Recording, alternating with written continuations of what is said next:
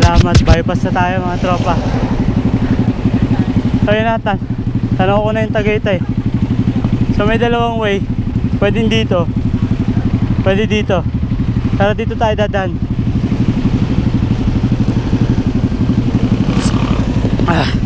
Sa bypass tayo. Nandito na rin lang tayo eh. Di lubos-lubosin na natin lahat ng paahon. Grabe. Parang ayoko nang balikan to ah. Malis tayo sa bahay mag-alas 6 na ng umaga.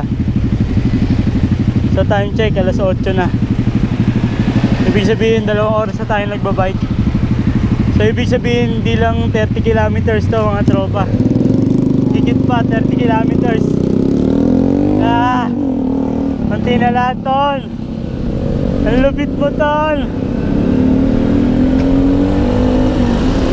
Okay, dadaan tayo ng tulay. Woo! Ahon pa more.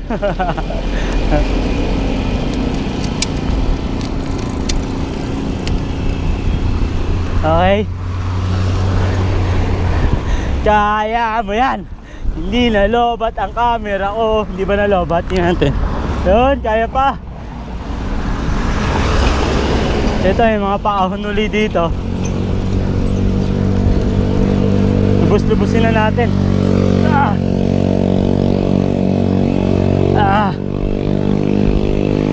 Let's go Ton. You can do it Ton.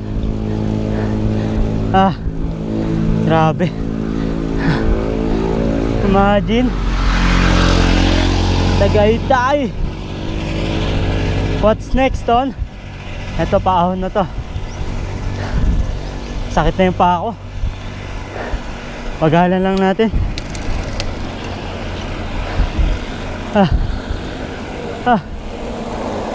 Grabe.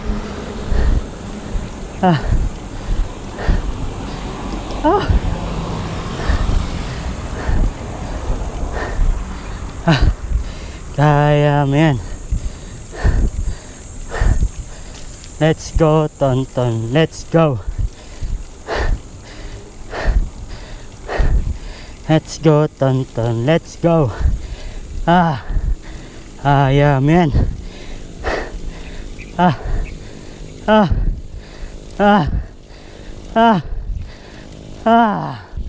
Alright.